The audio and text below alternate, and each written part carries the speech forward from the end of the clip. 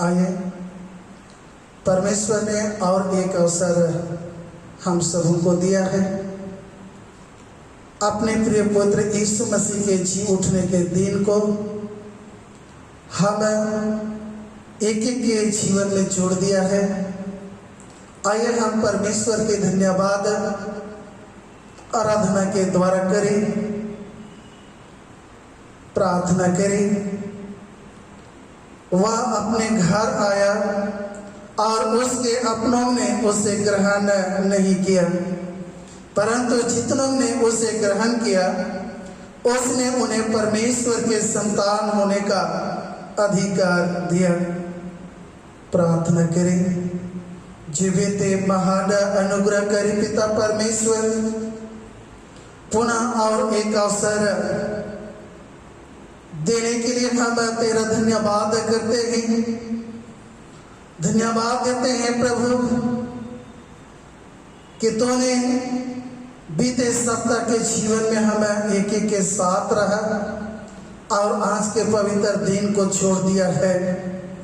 दयालु पिता परमेश्वर, हम प्रार्थना करते हैं हमें एक एक के जीवन में अपनी आत्मा की अगुवाई प्रदान कर, ताकि हम आत्मा में होकर तेरी आराधना और ये स्तुति करें, तेरे वचनों को मनन करें और दयालु पिता परमेश्वर आत्मिक जीवन की सारी आशीषों को अपने जीवन में प्राप्त कर सके। हमारे प्रभु यीशु ख्रिस्त के नाम में आमीन। गीत गाएंगे, गीत नंबर 3, हिम नंबर 3।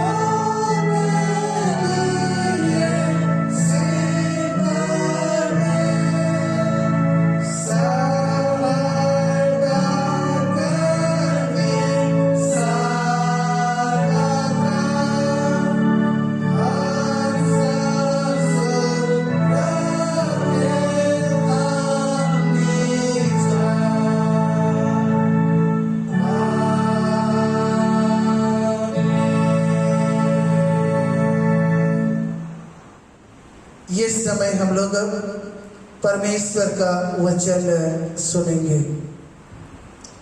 आज के लिए ठहराया गया पहला पाठ यहेजकेल भविष्यद्वक्ता की पुस्तक, उसका 33 अध्याय 30 पद से 32 पद तक। यहेजकेल भविष्यद्वक्ता की पुस्तक 33 अध्याय 30 से 32। हे मनुष्य के संतान, तेरे लोग दीवारों के पास और घरों के द्वारों में तेरे विषय में बातें करते और एक दूसरे से कहते हैं, आओ सुनो कि यहोवा की ओर से कौन सा वचन निकलता है। वे प्रजा के समान तेरे पास आते और मेरी प्रजा बनकर तेरे सामने बैठकर तेरे वचन सुनते हैं, परंतु वे उन पर चलते नहीं। मुंह से तो वे बहुत प्रेम दिखाते हैं, परंतु उनका मन लालच ही में लगा रहता है। तो उनकी दृष्टि में प्रेम के मधुर गीत गाने वाला और अच्छा बजाने वाला सा ठहरा है, क्योंकि वे तेरे वचन सुनते तो हैं परंतु उन पर चलते नहीं। यह परमेश्वर का वचन है। परमेश्वर का धन्यवाद हो। इस समय हम भजन संहिता सुनेंगे। भजन संहिता 81 8 से 14 फिर 16 पद। भजन संहिता 81 8 से 14 फिर 16 पद हम बारी बारी से पढ़ेंगे। हे मेरी प्रजा सुन, मैं तुझे चिता देता हूँ। हे इस्राएल, भला हो कि तू मेरी सुने। तेरे बीच में पराया ईश्वर ना हो और ना तू किसी पराये देवता को दंडवत करना। तेरा परमेश्वर यहोवा मैं हूँ, जो तुझे मिस्र देश से निकाल लाया है। तू अपना मुंह पसार, मैं उसे भर दूंगा। परंतु मेरी प्रजा ने मेरी ना सुनी, इस्राएल ने मुझको ना सहा। इसलिए मैंने उसको उसके मन के हठ पर छोड़ दिया कि वह अपनी ही युक्तियों के अनुसार चले। यदि मेरी प्रजा मेरी सुने, यदि इस्राएल मेरे मार्गों पर चले, तो मैं क्षण भर में उनके शत्रुओं को दबाऊं और अपना हाथ उनके द्रोहियों के विरुद्ध चलाऊं। मैं उनको उत्तम से उत्तम गेहूं खिलाता और मैं चट्टान में के मधु से उनको प्रीत करता।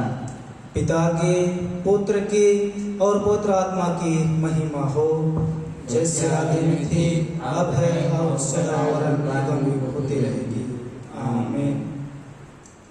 आज के लिए ठहराया गया दूसरा पाठ प्रेरितों के कामों का वर्णन, उसका 17 अध्याय 1 से 9 पद तक। प्रेरितों के कामों का वर्णन 17 अध्याय 1 से 9। फिर वे अम्फिपुलिस और अपुलोनिया होकर थिस्सलुनीके में आए, जहां यहूदियों का एक आराधनालय था। पौलुस अपनी रीति के अनुसार उनके पास गया और 3 सप्ताह के दिन पवित्र शास्त्रों से उनके साथ वाद विवाद किया और उनका अर्थ खोल कर समझाता था कि मसीह को दुख उठाना और मरे हुए में से जी उठना अवश्य था, और यही यीशु जिसकी मैं तुम्हें कथा सुनाता हूँ मसीह है। उनमें से कितनों ने और भक्त यूनानियों में से बहुतों ने और बहुत सी कुलीन स्त्रियों ने मान लिया और पौलुस और सिलास के साथ मिल गए। परंतु यहूदियों ने डाह से भरकर बाजारों लोगों में से कुछ दुष्ट मनुष्यों को अपने साथ में लिया और भीड़ इकट्ठी करके नगर में हुल्लड़ मचाने लगे और यासोन के घर पर चढ़ाई करके उन्हें लोगों के सामने लाना चाहा। उन्हें वहां ना पाकर वे यह चिल्लाते हुए यासोन और कुछ भाइयों को नगर के हाकिमों के सामने खींच लाए। ये लोग जिन्होंने जगत को उल्टा पुल्टा कर दिया है, यहाँ भी आ गए हैं। यासोन ने उन्हें अपने यहाँ उतारा है। ये सब के सब यह कहते हैं कि यीशु राजा है। और कैसर की आज्ञाओं का विरोध करते हैं। उन्होंने लोगों को और नगर के हाकिमों को यह सुनाकर घबरा दिया, इसलिए उन्होंने यासोन और बाकी लोगों से मुचल का लेकर उन्हें छोड़ दिया। यह परमेश्वर का वचन है। परमेश्वर का धन्यवाद हो। आइए हम लोग सुसमाचार सुनने से पहले गीत गाएंगे। गीत नंबर 131, हिम नंबर 131।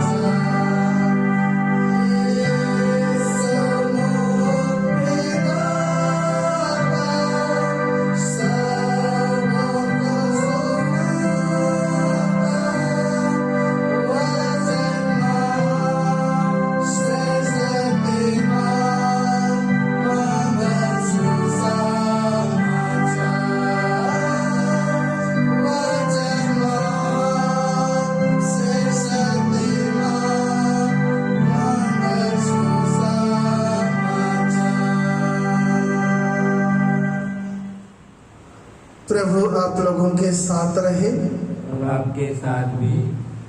सुसमाचार पवित्र मरकुस रचित सुसमाचार और उसके 6वें अध्याय में लिखा है और पहले पद से सुसमाचार आरंभ होता है। हे प्रभु यीशु ख्रीस्त तेरी महिमा हो। मरकुस रचित सुसमाचार और उसके 6वें अध्याय 1 पद से 6वें पद तक। वहां से निकलकर यीशु अपने देश में आया और उसके चेले भी उसके पीछे गए। सब्त के दिन वह आराधनालय में उपदेश करने लगा और बहुत से लोग सुनकर चकित हुए और कहने लगे, यीशु ये बातें कहाँ से आ गई? यह कौन सा ज्ञान है जो उसको दिया गया है? कैसे सामर्थ के काम इसके हाथों से प्रकट होते हैं? क्या यह वही पढ़ाई नहीं जो मरियम का पुत्र और याकूब और योसेस, यहूदा और शमौन का भाई है? क्या उसकी बहनें यहाँ हमारे बीच में नहीं रहती? इसलिए उन्होंने उसके विषय में ठोकर खाई। यीशु ने उनसे कहा, भविष्यवक्ता का अपने देश और अपने कुटुंब और अपने घर को छोड़ और कहीं भी निरादर नहीं होता। वह वहाँ कोई सामर्थ का काम ना कर सका, केवल थोड़े से बीमारियों पर हाथ रखकर उन्हें चंगा किया और उसे उनके विश्वास पर आश्चर्य हुआ और वह चारों ओर के गांव में उपदेश करता फिरा। यह यीशु ख्रिस्त का सुसमाचार है। हे यीशु ख्रिस्त, तेरी स्तुति हो। आइए हम प्रार्थना करें। महाजीवित परमेश्वर, आपको धन्यवाद करते हैं आज के इस पवित्र दिन के लिए जिसे आपने हम सबों के लिए दिया है और आज तक जीवित रखा है। आज इस पवित्र दिन में हम इस वचन पर मनन चिंतन करना चाहते हैं। अगुवाई कीजिए, पवित्र आत्मा हर एक मनों में उंडेल दे ताकि इस वचन पर हम मनन कर सके और पिता परमेश्वर इस वचन से हम सीख सके, समझ सके और आशीष भी प्राप्त कर सके हमारे प्रभु यीशु ख्रिस्त के द्वारा। आमीन। ख्रिस्त में प्रियो, परमेश्वर ने अभी तक हम सबों को जीवित रखा, इसलिए हम परमेश्वर को धन्यवाद देते हैं। आइए आज के इस पवित्र दिन में हम वचन की सेवकाई में जाएं और वचन पर कुछ देर मनन करें। परमेश्वर का वचन कहता है, यूहन्ना रचित सुसमाचार 1 और उसका 11-12 पद में यह लिखा है, वह अपने घर आया और उसके अपनों ने उसे ग्रहण नहीं किया, परंतु जितनों ने उसे ग्रहण किया उसने उन्हें परमेश्वर की संतान होने का अधिकार दिया।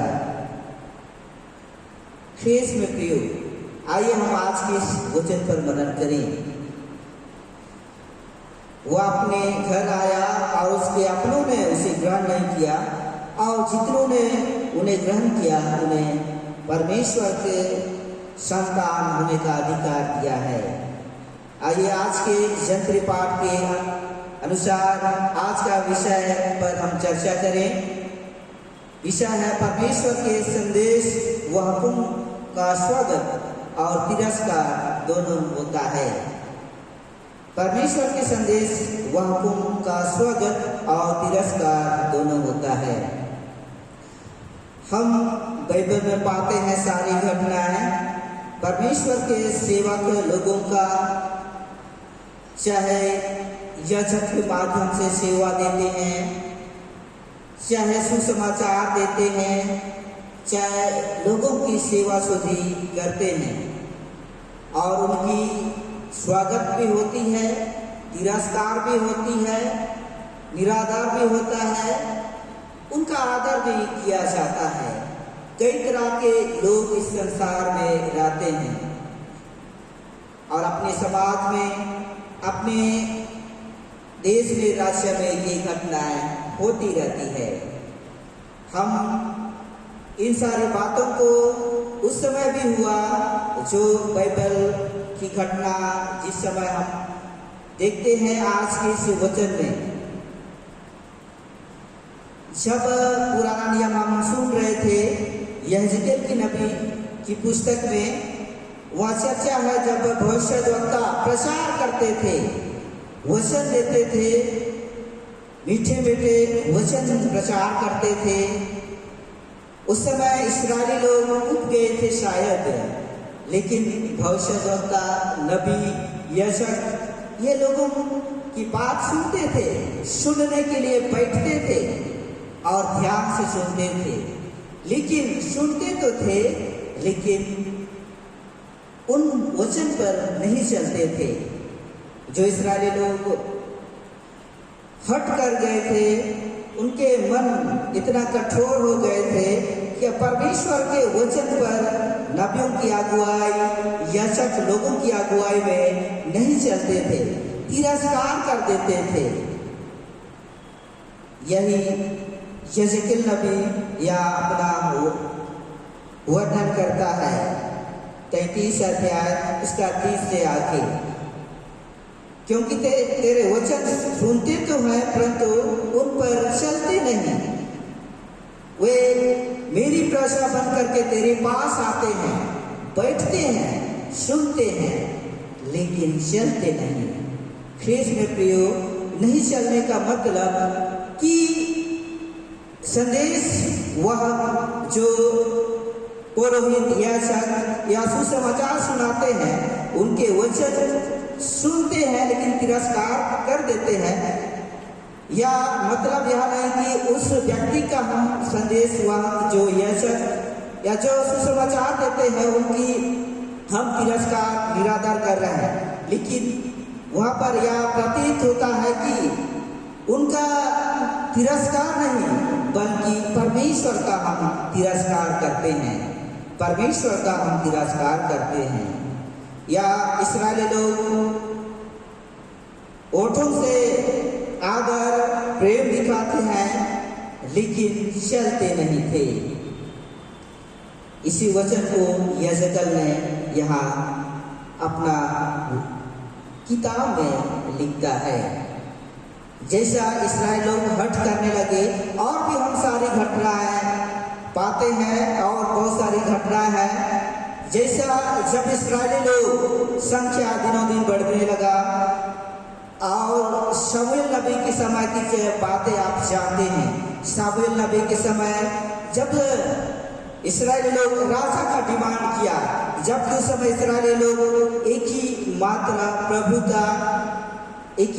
प्रभु था, ईश्वर जो परमेश्वर हमेशा अगुवाई करता था और डायरेक्ट उनसे बात करता था, लेकिन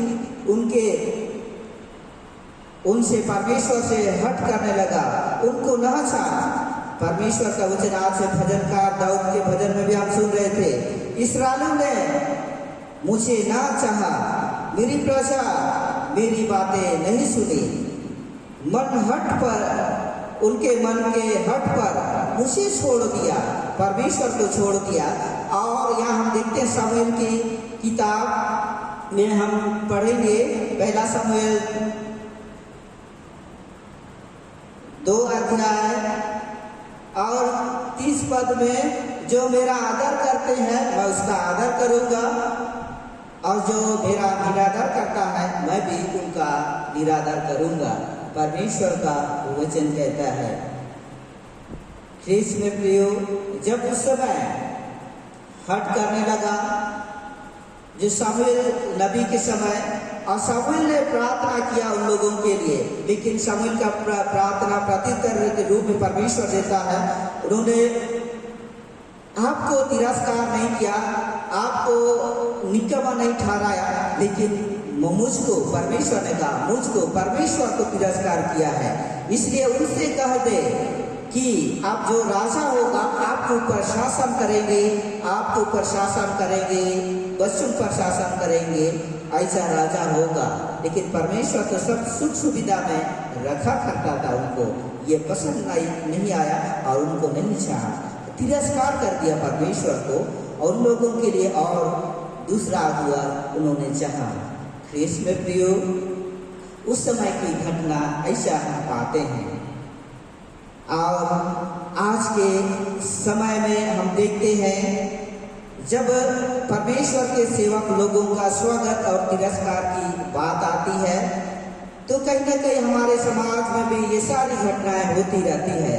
उस समय जो परमेश्वर से डायरेक्ट बात करते थे, उनकी अगुवाई में चलते थे इस्राएली लोग, उस समय भी हट कर गए, परमेश्वर को तिरस्कार किया और दूसरे अगुआ को चुनने के लिए शमूएल से कहा, और शमूएल ने उनके डिमांड को पूरा किया और शाऊल राजा के रूप में उनको दिया, और यह भी शर्त किया कि आप वहाँ किस शासन करेंगे, बाल बच्चों पर आप दास दासी बनेंगे, यह पसंद आया। लेकिन सुख सुविधा परमेश्वर जो दिया था ये पसंद नहीं आया, ऐसा चाहते थे। ख्रीष्ट में प्रियो, हम भी अगर परमेश्वर के सेवक लोगों का या परमेश्वर को हम तिरस्कार कर देते हैं, विशेष करके परमेश्वर के सेवकों को तिरस्कार करते हैं, तो वहाँ परमेश्वर को भी तिरस्कार करते हैं। आज के सुसमाचार में यही सुन रहे थे, यीशु मसीह जब आराधनालय में जाता है, नासरत में जब आराधनालय में जाता है, लोगों को वचन सुनाया, लोगों को वचन सुनाया। वह यहूदियों का आराधनालय था, वो भी यीशु भी यहूदी था, और वहाँ पर सुनने लगे और वह वचन प्रचार किया, और सुन करके चकित हो गए, और उन्होंने उनके बारे में चर्चा की, या तो एक बड़ाई का पुत्र है या एक मरियम का पुत्र है, और शिमोन का भाई, यहूदा का भाई यही है, कौन आदर करेगा, कौन आदर करेगा। लेकिन बातें सब अच्छे से बातें किए, चर्चा किए, धर्मशास्त्र खोल करके उन लोगों को शिक्षा दिया।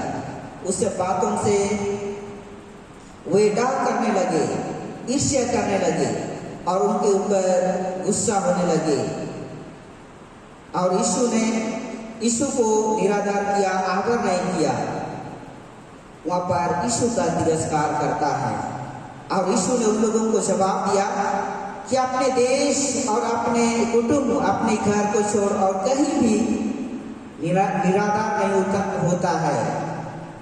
कहा जाए तो हमारा लोकल भाषा में घर का मुर्गा दाल बराबर, घर का मुर्गा दाल बराबर, यही कथन यीशु का भी था कि अपना कुटुंब, रिश्तेदार, अपने देश परिवार में आदर नहीं होता है, निरादर होता है। लेकिन वह एक परमेश्वर का पुत्र था, फिर भी उन्होंने अपनों ने ग्रहण नहीं किया। जो यूहन्ना आज के इस आह्वान वचन में हमने सुना, अपनों ने अपना घर आया लेकिन ग्रहण नहीं किया, और जिसने ग्रहण किया वह परमेश्वर के संतान होने का अधिकार दिया है। ख्रीष्ट में प्रियो, हमारे इस जमाने में जो कलीसिया को आगे बढ़ाने के लिए, सेवकाई करने के लिए कलीसिया को स्थापित किया, और इन कलीसिया में लोगों को जो पुरोहित का सेवकाई के लिए अभिषेक किया, सुसमाचार प्रचार करने के लोगों को चुना, और उस समय जो आरंभिक समय में प्रेरितों को विशेष करके चुना और हाथ रखकर उन पर आशीष दिया, और यह सेवकाई बढ़ते गया। और जो उनको ग्रहण करेगा वह उस परिवार में उनके जीवन में आशीष होगी, और जो निरादर करेगा, ऐसा जो निरादर करेगा उनको श्राप देता है, श्राप देता है। जैसे जब चेलों को चुना, हम देखते हैं जब चेलों को चुनता है, हम जब अपना चेलों को चुना उस समय, और लोगों को आज्ञा दिया कि अपना अपना क्षेत्र में जाओ और लोगों को सुसमाचार सुना, और उस समय सबों को भेज दिया।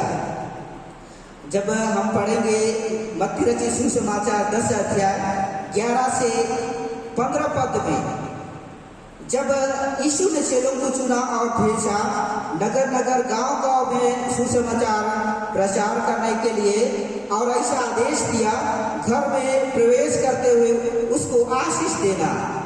लोग जो परमेश्वर के सेवक लोग ये जहाँ जहाँ नगर नगर गांव-गांव में जाएंगे, उस परिवार में जाएंगे नगर में, सबसे पहले आशीष देना। जो संदेश वाहक या सेवक लोग उनका काम है, कर्तव्य है, उनका काम है आशीष देना, आशीष देना। और जिस परिवार में ग्रहण करेगा उस परिवार में कल्याण होगा, और उस परिवार में कल्याण पहुंचेगा और उनके परिवार में कल्याण होगा। और जो कोई तुम्हें ग्रहण ना करे और तुम्हारी बातें ना सुने, उस घर या उस नगर में निकलते हुए अपने पाँव की धूल झाड़ लो। मैं तुमसे सच कहता हूँ कि न्याय के दिन उस नगर की दशा सदोम और अमोरा के देश की दशा जैसा उससे भी अधिक होगी। ख्रीष्ट में प्रियो, आज के संदर्भ में यह वचन प्रतीत होता है कि आज के ज़माने में यह घटनाएं होती रहती है। जैसे उस समय जब चेले लोग प्रचार कर रहे थे, बहुत कोई ग्रहण भी किए और विशेष करके अपने लोग इनकार किए थे। और जिस घर में ग्रहण किया उस घर में आशीष हुआ और उस परिवार में कल्याण हुआ, और जिस परिवार में ग्रहण नहीं किया उस परिवार में श्राप आई, श्राप दिया। यीशु ने कहा कि ऐसा उस नगर से निकल जाओ, अपना पाँव का धूल भी झाड़ लो और निकल जाओ। और मैं तुमसे सच कहता हूँ, उस नगर, उस गांव, उस परिवार में ऐसा दशा होगा जैसे सदोम और अमोरा की दशा को हम जानते हैं। आग और गंधक की वर्षा हुई, वह इतना भयानक, उससे भी अधिक की जो सहने योग्य नहीं है, ऐसा दंड ईश्वर देगा। इसलिए ख्रीष्ट में प्रियो, या मैं नहीं लेकिन या यीशु मसीह का वचन है, या पवित्र शास्त्र कहता है।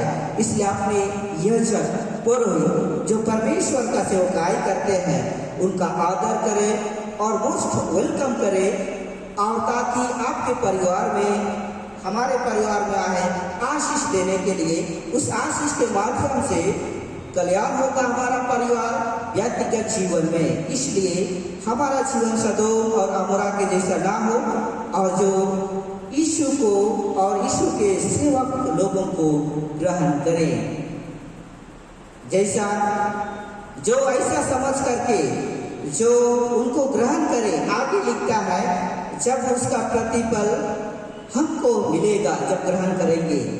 जब मत्ती 10 और 40 से आगे हम पढ़ेंगे, जो तुम्हें ग्रहण करता है वह मुझे ग्रहण करता है, और जो मुझे ग्रहण करता है वह मेरे भेजने वालों को ग्रहण करता है। और जो भविष्यद्वक्ता को भविष्यद्वक्ता जानकर ग्रहण करे वह भविष्यद्वक्ता का बदला पाएगा, और जो धर्मी को धर्मी जानकर ग्रहण करे वह धर्मी का बदला पाएगा। जो कोई छोटों में से एक को मेरा चेला जानकर केवल एक कटोरा ठंडा पानी पिलाए, मैं तुमसे सच कहता हूँ वह किसी रीति से अपना प्रतिफल ना खोएगा। जो परमेश्वर का सेवक जान करके, छोटा चेला जान करके, भविष्यद्वक्ता जान करके ग्रहण करता है, वह और पानी एक कटोरा ठंडा पानी भी पिलाए, तो वह किसी रीति से जो अपना सेवा किया उसका प्रतिफल नहीं खोएगा, मतलब आशीष मिलेगा। जो परमेश्वर खुद कहा, यीशु खुद अपने मुख से ये वचन कहा है। इसलिए इस वचन को अपने मनों में, हृदय में ग्रहण करें। परमेश्वर के संदेश वाहक लोगों को, सेवक लोगों को यह समझ करके ग्रहण करें और अपने आशीष प्राप्त करें परमेश्वर से। और जब उन लोगों को ग्रहण करते हैं तो यीशु कहता है, मुझे ग्रहण करते हैं, मेरे भेजने वाले पिता परमेश्वर को ग्रहण करते हैं। और जब ऐसा करते हैं अपना उस सेवा का प्रतिफल कभी नहीं खोएंगे। परमेश्वर आशीष देगा, परिवार में कल्याण करेगा और व्यक्तिगत जीवन में। ऐसा हम चाहते हैं तो तिरस्कार नहीं करेंगे परंतु स्वागत करें। ख्रीस्त में प्रियो, आज के समय में हम देखते हैं कैसे स्वागत करेगा अपने परिवार में। हम एक पेरिस में रहते हैं, पेरिस परिवार होकर के एक पुरोहित, एक डीकन, एक प्रचारक सेवा देते हैं, लोगों तक अपना संदेश, अपना सेवा देते हैं घर जा करके। और विशेष करके आज से हम प्रेयर मीटिंग के द्वारा से विजिट के माध्यम से घर घर तक जाते हैं। और जब प्रेयर मीटिंग बन जाता है या विजिटिंग का शेड्यूल भी बन जाता है, ऐसे समय में हम कभी कभी किसी भी कारण ना आते हुए भी कैंसल कर देते हैं और वहाँ पर तिरस्कार कर देते हैं या बना देते हैं तो कुड़कुड़ाते हैं और वहाँ सेवकों का तिरस्कार कर देते हैं, जिसके माध्यम से अपने आशीषों को रोकते हैं। ख्रीस्त में प्रिय, यदि ऐसा कुछ भी विशेष कारण ना हो, इमरजेंसी कारण ना हो, तो अपने आशीषों को ग्रहण करें, सेवकों का मोस्ट वेलकम करें और अपने आशीषों को प्राप्त करें। क्योंकि परमेश्वर का वचन यही कहता है कि जो कोई मुझे ग्रहण करता है वह मेरे भेजने वाले को भी ग्रहण करता है, और जो सेवक मेरे सेवक लोगों को ग्रहण करता है मुझे ग्रहण करता है और अपना प्रतिफल कभी नहीं खोएगा। इसलिए तिरस्कार ना करें, उन लोगों की स्वागत करें और आशीष लें। ख्रीस्त में प्रियो, आज के सुसमाचार में यीशु को भी अपनों ने ग्रहण नहीं किया। यहूदी लोग उनको बाहर किया और उनका आदर नहीं किया, निरादर किया है। उन लोगों के लिए यही वचन है, वह सदोम और अमोरा से भी भयानक दंड मिलेगा। हमारे जीवन में ऐसी घटना ना हो। यीशु को ग्रहण करें, उनके सेवकों को स्वागत करें, आदर करें, रेस्पेक्ट करें और अपने घरों में मोस्ट वेलकम करें। ख्रीस्त में प्रिय, आज अभी हम सुन रहे थे पत्री वचन से पौलुस इस प्रेरितों की कामों में, जब पौलुस से सिलास की सेवकाई के बारे में, जब लूका इन दोनों के साथ रहते हुए इस पत्री को वर्णन करता है। जब यहाँ पर भी लोग यीशु का, विशेष करके पौलुस यीशु के बारे में प्रचार कर रहे थे और उस समय यूनानी लोग, कुलीन स्त्री लोग ग्रहण कर लिया, उनके साथ सिलास और पौलुस के साथ मेल मिलाप किया, उनके साथ हो लिया। लेकिन यहाँ लिखता है कि जो यहूदी लोग, यहूदियों के आराधनालय में गया पौलुस, वो उन्होंने ग्रहण नहीं किया, उनके विरोध में षड्यंत्र रचा, उल्टा पुल्टा बोलने लगा और कहने लगा ये कैसर का विरोध में काम कर रहे हैं, यीशु को राजा कह रहे हैं, उनका आज्ञा का उल्लंघन कर रहे हैं। ख्रीस्त में प्रियो, इस देश के राजा से भी बड़ा है यीशु राजा। उनका प्रचार कर रहे थे, उनका प्रचार जो स्वीकार नहीं किया और अपना राजा के विरोध में, अपना कैसर के विरोध में उनका विरोध कर रहे हैं, बोल करके उनके ऊपर आरोप लगा रहे हैं। ऐसा अपनों ने तिरस्कार किया। ख्रीस्त में प्रिय, हम विश्वास करते हैं यीशु पर और उनके सेवकों पर, तो आइए हम तिरस्कार नहीं परंतु स्वागत करें, आदर करें, ताकि उसके माध्यम से हमारा परिवार में आशीष हो। क्योंकि उनकी स्वागत करेंगे तो परमेश्वर का हम स्वागत कर रहे हैं, आशीष को लाते हैं। इसलिए यीशु कहता है कि प्रकाशित वाक्य 3:20 में, देख मैं द्वार पर खटखटाता हुआ खड़ा हूँ, जो कोई द्वार को खोलेगा भीतर आकर के मैं उनके साथ भोजन करूँगा और वह मेरे साथ होगा और मेरे संग मैं बैठाऊंगा, मेरे संग मैं बैठाऊंगा। ख्रीस्त में प्रियो, जो कोई परमेश्वर को हम ग्रहण करेंगे, उनके सेवक लोगों को ग्रहण करेंगे, तो उनके संग होंगे, उसके संग हमेशा बैठे रहेंगे, परमेश्वर के साथ रहेंगे। अगर यदि ऐसा आशीष आना चाहते हैं तो आप जो यहूदी लोग अपनों में ग्रहण नहीं किया, ऐसा ना बने, परंतु उनका आदर करें, क्योंकि परमेश्वर का वचन पहला शमूएल 2:30 में कहा, जो मुझे आदर करेगा, ग्रहण करेगा, मैं उनका आदर करूंगा। जो मेरा निरादर करेगा, आदर नहीं करेगा, मैं उसका आदर नहीं करूंगा। प्रिय, अगर ऐसा चाहते हैं तो हमें भी ईश्वर को, उनके सेवकों को आदर करें और इसके माध्यम से बहुत ऐसे आशीष प्राप्त करें। परमेश्वर के वचन के द्वारा आशीष दे। प्रार्थना करें। महाजीवित परमेश्वर, आपको धन्यवाद करते हैं आज के सुंदर वचन के लिए। पिता परमेश्वर, ऐसा अगुवाई दे, हम तिरस्कार करने वाला ना बने, परंतु आदर स्वागत करने वाला व्यक्ति विश्वासी बन सके, ताकि इसके माध्यम से हम आशीष प्राप्त करें हमारे प्रभु यीशु ख्रीस्त के द्वारा। आमीन। आइए हम हृदयों का विश्वास वचन को एक साथ अंगीकार करें। मैं सर्वशक्तिमान पिता, स्वर्ग और पृथ्वी की सृष्टि करता परमेश्वर पर विश्वास करता हूँ। मैं उसके इकलौते पुत्र हमारे प्रभु यीशु ख्रीस्त पर विश्वास करता हूँ। वह पवित्र आत्मा के साथ से गर्भ में आया और कुंवारी मरियम से जन्मा। उसने पंतियुस पिलातुस शासन में दुख भोगा, क्रूस पर चढ़ाया गया, मारा और गाड़ा गया और मृतकों में लोक में उतरा, तीसरे दिन जी उठा। वह स्वर्ग पर चढ़ गया और पिता के दाहिने ओर विराजमान है। वह जीवितों और मृतकों का न्याय करने को फिर आएगा। मैं पवित्र आत्मा पर, पवित्र संगति के विषय पर, संतों की संगति, पापों की क्षमा, देह के पुनरुत्थान और अनंत जीवन पर विश्वास करता हूँ। आमीन। इस समय हम प्रभु को भेंट अर्पण करते हुए हम गीत गाएंगे। गीत संख्या 221। गीत संख्या 221।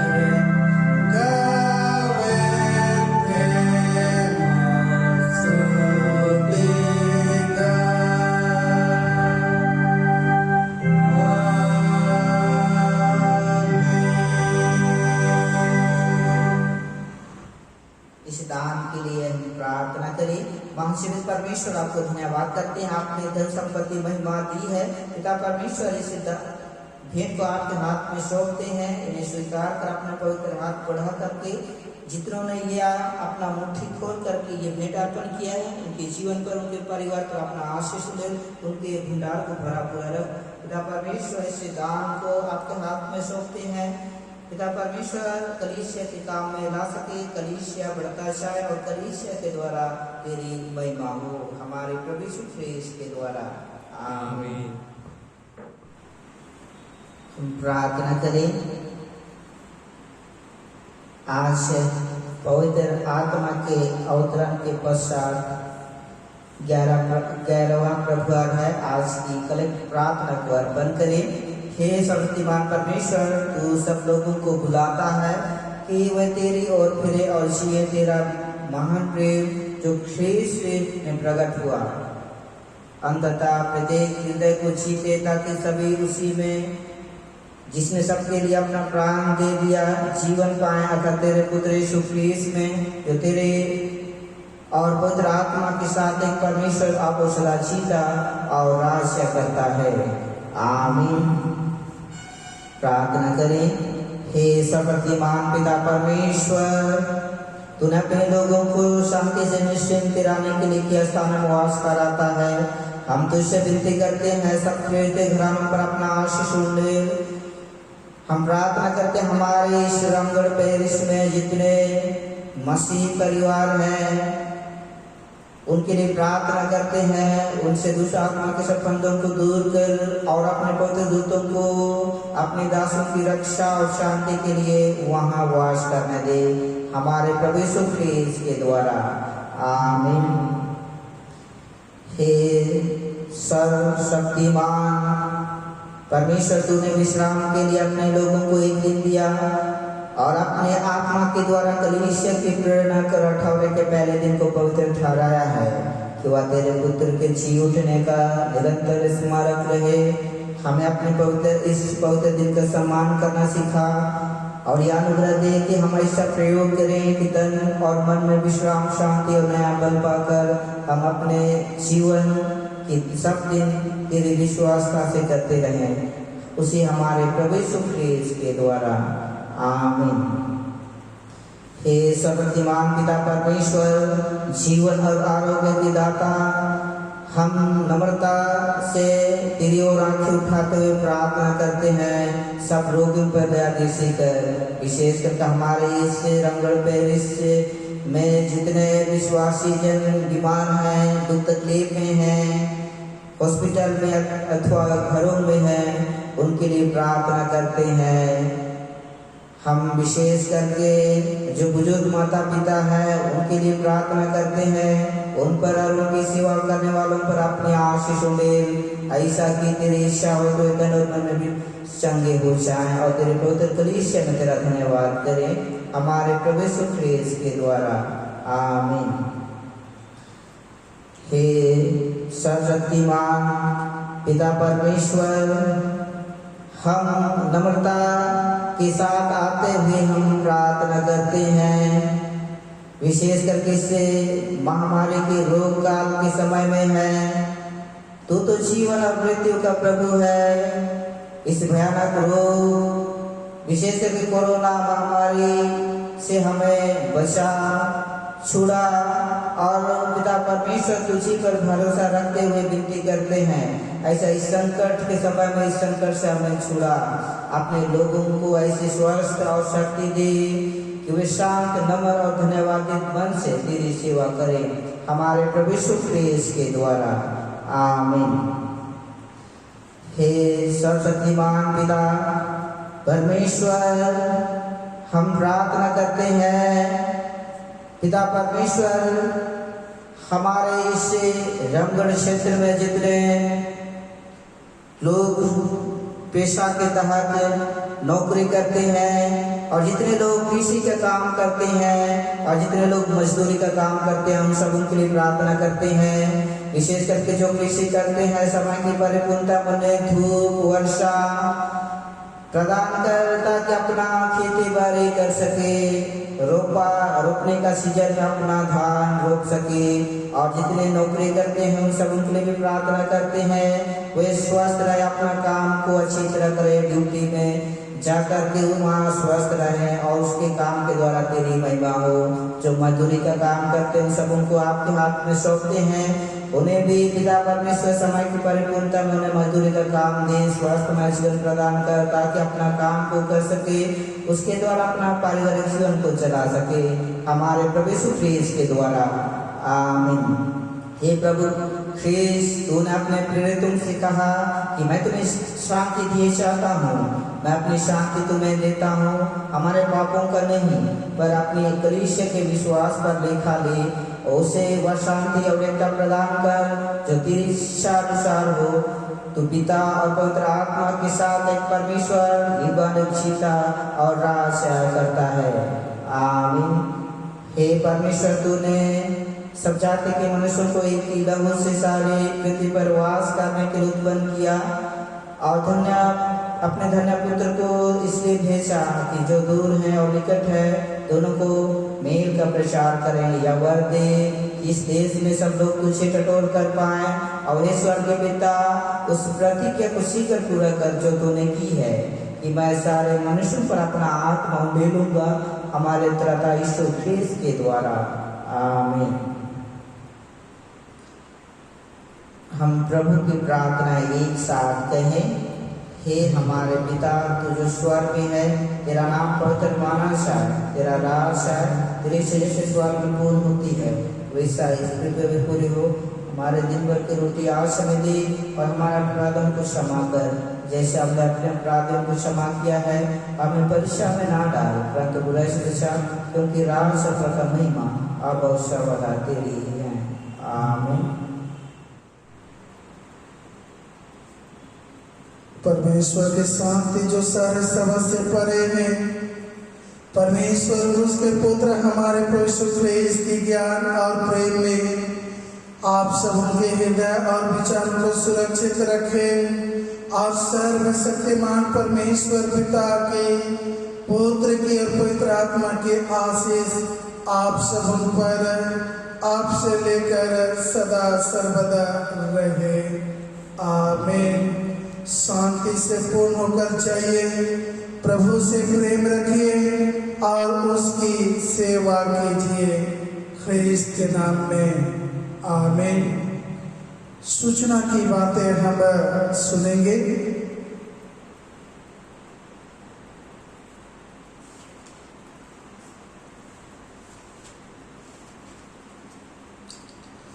आज दिनांक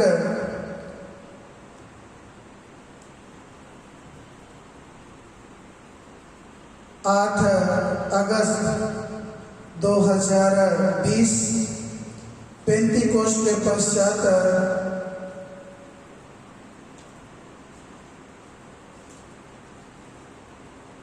11वां प्रभुवार है एवं बिशप हबक थियोलॉजिकल कॉलेज और घोषणा थियोलॉजिकल कॉलेज के ज्वाइंट दिवस भी है। स्थापना दिवस हमने धूमधाम से मनाया है। हम परमेश्वर का धन्यवाद करते हैं स्वेच्छा आर्थिक सहायता दान के लिए सभी मसीह परिवार को धन्यवाद मैं देता हूँ। डायसेशन रजिस्टर के पत्रक B01/2021 के आलोक में सूचित करना है कि डीकन एवं पुरोहित पद अभिषेक दिनांक 3 सितंबर 2021 दिन शुक्रवार को संत पॉल कैथेड्रल रांची या सदानंद हॉल HPDC रांची में छोटा नागपुर डायसिस के महामान्यवर बिशप स्वामी बीबी वास्ती के द्वारा संपन्न होना निश्चित है, जिसमें हमारे रामगढ़ पेरिस से मैं डिकन के पद पर कार्यरत डिकन सोमा समसोल कंडील पुरोहित के पद पर अभिषेक किए जाएंगे। ये से डिकन और पुरोहित अभिषेक में निम्नलिखित प्रयोजन हैं।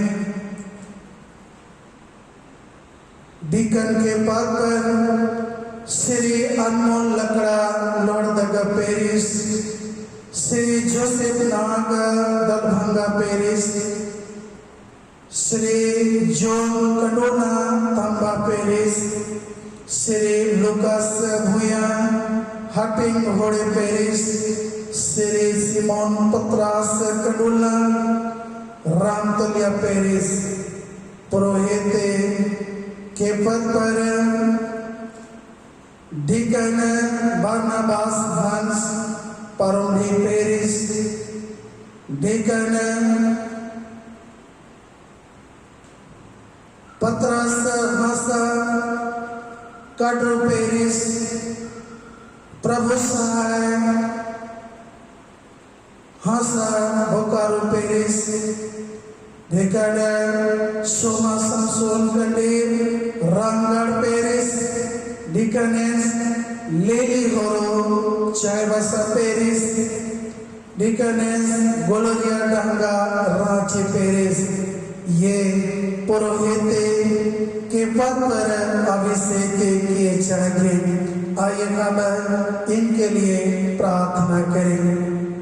सर्वशक्तिमान अनुग्रहकारी पिता परमेश्वर, तो अपने लोगों को अपने सेवा के निमित्त चुनता और बुलाता है।